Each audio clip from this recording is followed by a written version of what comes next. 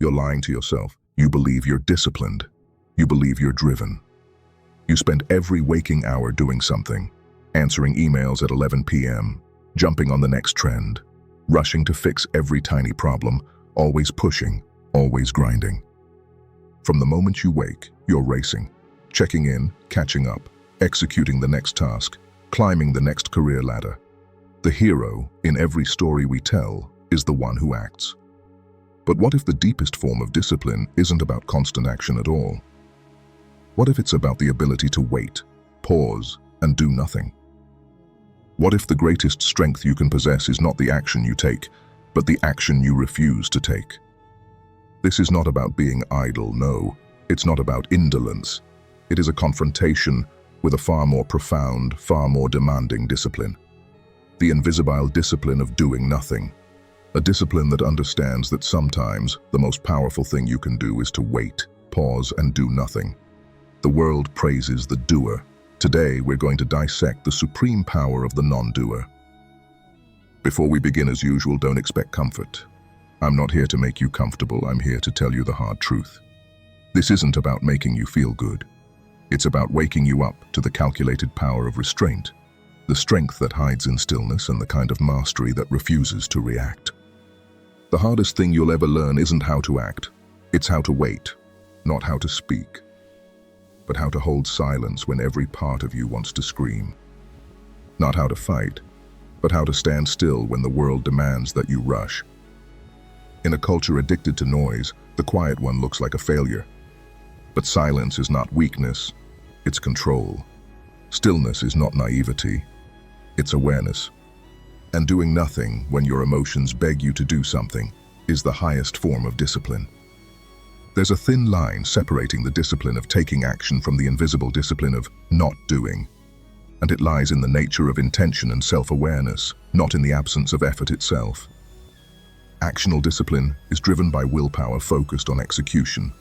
The push, the commitment, the overcoming of laziness to make something happen, but its inherent danger is the trap of busyness or over-intervention, where motion is mistaken for progress, leading to unnecessary effort and diminishing returns. Now, the invisible discipline of not doing, conversely, requires a higher order of self-control, the restraint to veto an impulse, to tolerate uncertainty, and to create strategic silence. It is discipline in its purest, most mature form, the mastery of one's own reactions rather than the mastery of external events. To act is easy. Movement gives the illusion of control. But to pause, to withhold the reply, the purchase, the revenge, the explanation, that is an act of strength hidden beneath stillness. It is the discipline of invisible effort, the unseen muscle that resists the urge to fill every silence, to solve every discomfort, to chase every stimulation. True restraint is not passivity, it is precision. It is choosing when not to move so that movement, when it comes, carries weight. It is declining to respond in a haste because wisdom needs the friction of time. It is saying, not yet, when the ego demands now.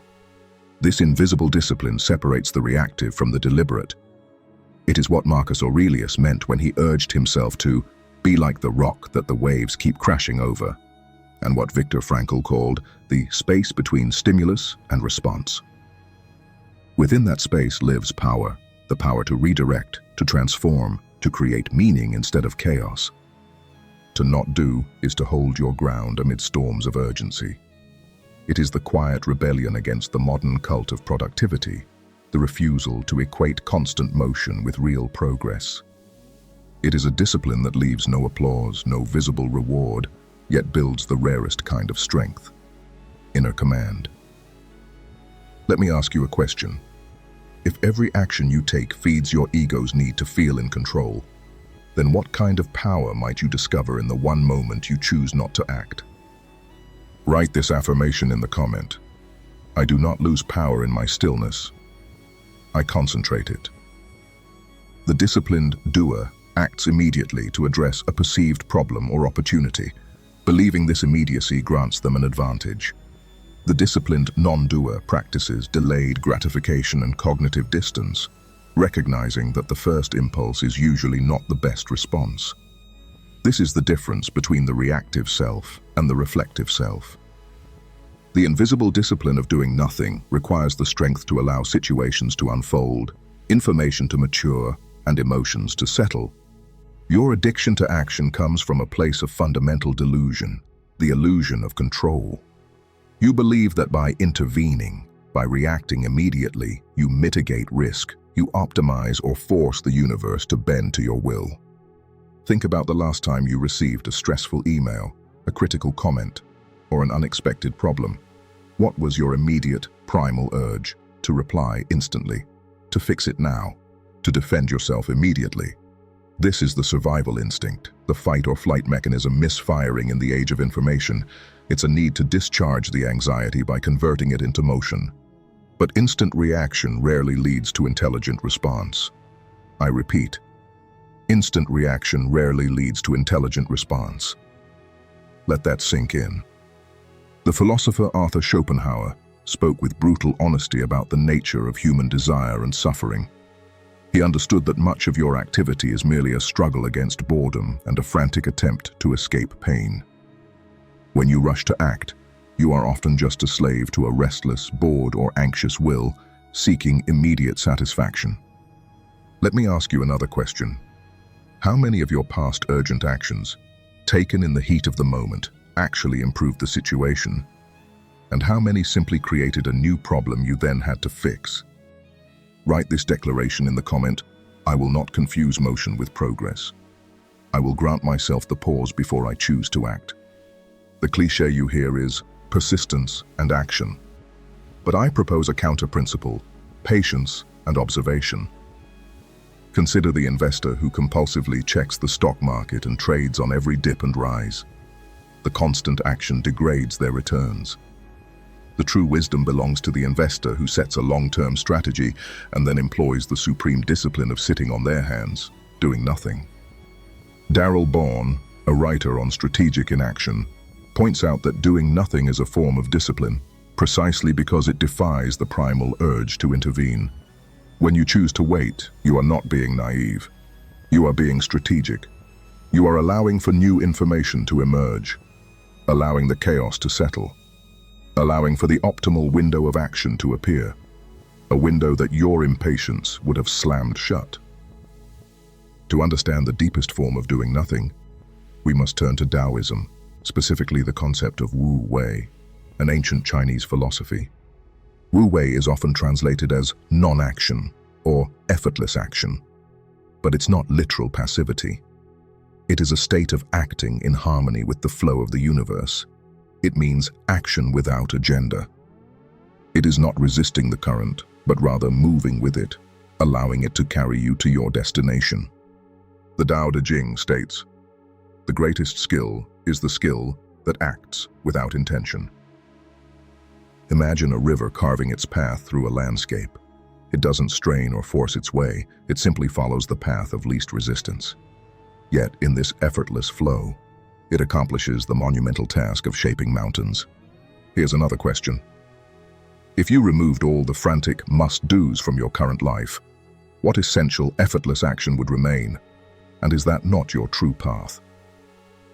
Make this declaration with me. My greatest effort must be to align with the natural flow. I will let the resistance of the path inform my direction. You are taught to micromanage your life.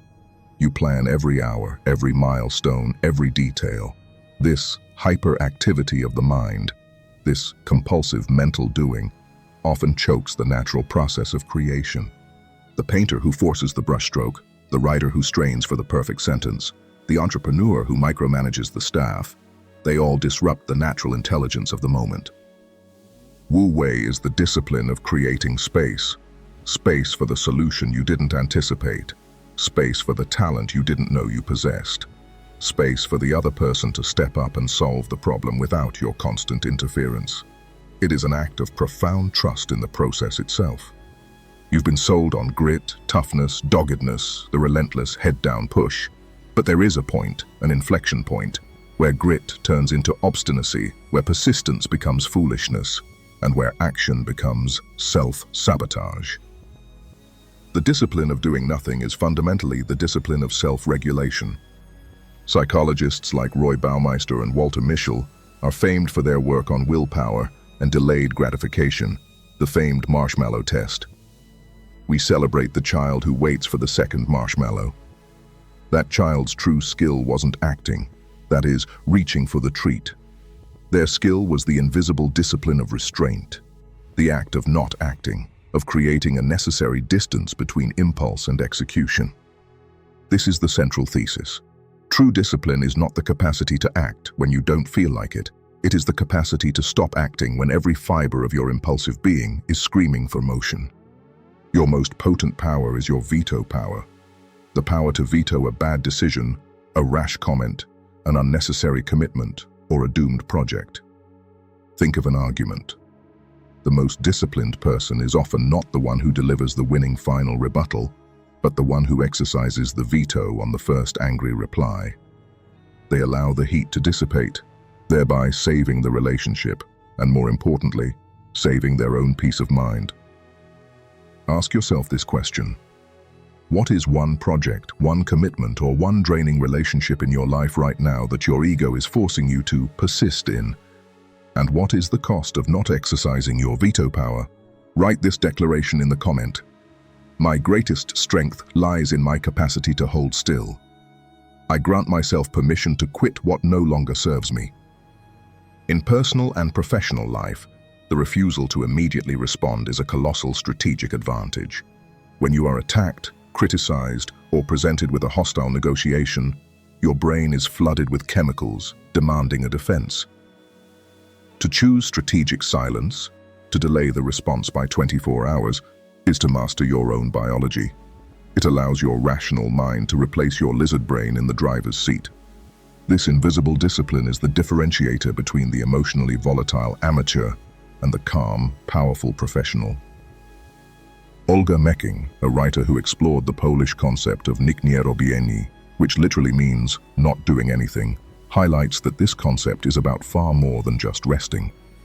It's about a deliberate, conscious choice to be present without a task. It is not laziness, it is presence. It is the discipline of sitting quietly, without your phone, without a book, without background noise. It is the practice of allowing the mind to be still enough to process, to connect dots, to heal, and to generate truly original thought. Most people fear this stillness because it exposes them to their own unprocessed anxieties and the sheer volume of their internal noise.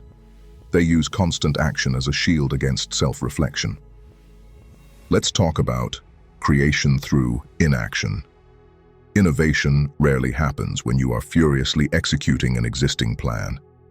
It happens when you are strolling, staring out a window, or taking a shower, when the conscious mind takes its foot off the gas and allows the subconscious mind to do its profound work. The aha moment is often the result of disciplined inactivity following a period of intense work. You planted the seed, and the discipline now is not digging it up every day to check if it's growing. This principle of creation through inaction fundamentally challenges the industrial ideology that innovation is a product of sheer force and effort. When we are furiously executing, the conscious analytical mind is fully engaged, operating within known parameters and existing logical frameworks. This focused, high-effort state is excellent for execution and refinement, yes, but it is poor at generating entirely new dimensions. Innovation, by its very nature, demands a leap outside those established paths, a process managed not by the conscious mind, but by the diffuse, associative, and vastly more powerful subconscious. The moment we step away, strolling, showering, or simply taking a walk, we switch from a high-focus, doing state to a low-focus, being state, effectively taking the foot off the gas and granting the subconscious the necessary bandwidth to conduct its profound work of synthesis. A modern-day example is the walking culture at Apple and other leading Silicon Valley firms. Steve Jobs was famous for taking critical meetings while walking, believing the change in environment and the simple rhythmic motion liberated thinking. Today, the massive circular Apple Park campus is designed with numerous walking paths and large indoor-outdoor spaces precisely to encourage movement and escape from the desk, the very antithesis of furiously executing the existing plan. The belief here is that the low-effort activity of strolling allows the background processes of the brain to operate, synthesizing the intensive work done at the desk. The company understands that their next billion-dollar idea is more likely to be formed during a quiet stroll or a moment of intentional non-work than during the 6th consecutive hour of a focused coding session. The critical discipline, therefore, is patience after planting the seed. Many high achievers struggle not with the effort of work, but with the required effort of waiting. They fear that stepping away, the inaction, signals a loss of control or a lapse in effort, leading them to compulsively dig up the seed every day to check if it's growing. This constant, anxious interference interrupts the delicate incubation process required for creativity. This analogy applies perfectly to complex problem solving. You must feed the problem to the subconscious, which means plant the seed, and then your greatest discipline becomes the patience to hold still. This strategic inaction offers a radical shift in perspective. It frames creative rest not as a reward for work, but as an essential tool of production. It is the non-doing that makes the final critical action possible. By embracing this invisible discipline of not doing, you stop viewing periods of rest or distraction as guilt-inducing failures and recognize them as the necessary incubation phase required for true innovation and creative resolution to finally break through. When was the last time you allowed yourself a 30-minute block of complete, unproductive stillness? And what insight, small or large, did that void allow you to receive? Make this affirmation. Stillness is not emptiness. It is the space for insight. I choose to trust my subconscious to solve problems without my interference. Let us examine the highest form of discipline, the ethical pause. This is the decision not to spread gossip, not to escalate a conflict, not to rush judgment, not to use an advantage solely because you possess it. This invisible discipline is the quiet engine of integrity. It is the strength required to hold back a destructive impulse. It is an act of supreme self-governance. The ethical pause is the pinnacle of the invisible discipline of not doing, because it represents the successful deployment of restraint against a morally destructive or socially corrosive impulse, often one that promises immediate, if toxic, satisfaction. It is the conscious, decisive, non-action taken when you recognize an opportunity to gain advantage, inflict minor harm like spreading a gossip, or simply discharge anger at the expense of integrity. Unlike physical restraint, this pause is purely cognitive. By holding back that rumor, for instance, you are exercising a form of supreme self-governance, demonstrating that your actions are ruled by deeply held principles rather than fleeting emotional states or situational pressures. The true difficulty of the ethical pause lies in its anti-instinctual nature. Many destructive impulses are wired for speed. Gossip is social currency. Escalation feels like self-defense, and exploiting an advantage feeds the ego. The pause forces a momentary, often uncomfortable confrontation with the immediate cost of integrity. For instance, choosing not to rush into judgment or hastily conclude when you have incomplete information, even if a quick judgment would secure social validation at the moment, is an act of profound intellectual humility. Similarly, possessing a secret or leverage over another person and deliberately choosing not to use it is not passive virtue. It is an active internal exertion of strength. This moment of strategic inaction confirms the primacy of one's ethical framework over their emotional or material gain. As the quiet engine of integrity, the ethical pause ensures that character is built not in grand public gestures, but in private, internal vetoes. It is the practice of consistently choosing the hard, non-action over the easy, self-serving action. Over time, the repeated imposition of this invisible discipline rewires your moral landscape. The initial struggle to hold back transforms into a more effortless state of natural integrity, where destructive impulses lose their grip entirely. This is why it is the highest form of the discipline. It transcends mere productivity or efficiency and speaks directly to the shaping of a robust, principled, and ultimately free self. The journey through the invisible discipline of doing nothing is not an appeal to laziness. It is a mandate for courage. We have exposed the pervasive lie that equates constant motion with success, revealing it for what it truly is, a distraction powered by anxiety. The greatest power you possess is not your capacity for effort, but your capacity for restraint. The true architect of a powerful life is not the hurried builder, but the calm strategist who understands that often the most destructive force they can deploy is their own impulsive action. Stop sacrificing your long-term fulfillment for the short-term relief of busyness or action.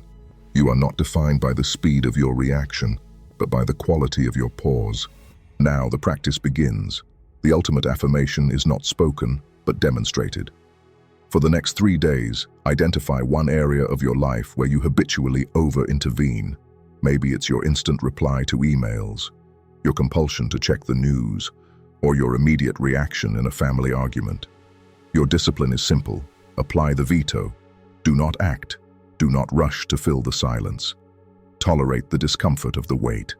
This is a difficult internal struggle, but it is the proving ground where true self-mastery is forged. Let the chaos settle, allow new information to surface, and watch what happens when you grant the universe and yourself the space to unfold without your frantic interference. This invisible discipline is now yours to command. You have the knowledge. Now dare to enact the ultimate act of power by doing nothing. This is not a naive withdrawal. It is an active, strategic non-interference. It requires you to trust your own stillness more than you trust your own motion or activity. Go forth and be the master of your pause, for in that silence, you will finally hear the quiet, authoritative voice of your true potential. If this video resonated with you, please subscribe to this channel. My mission is to inspire transformation by challenging wrong illusions and provoking honest self-reflection, helping you live intentionally. Thank you for joining me on this journey of introspection. Until next time, dare to change your mind, dare to change your life, dare to do nothing.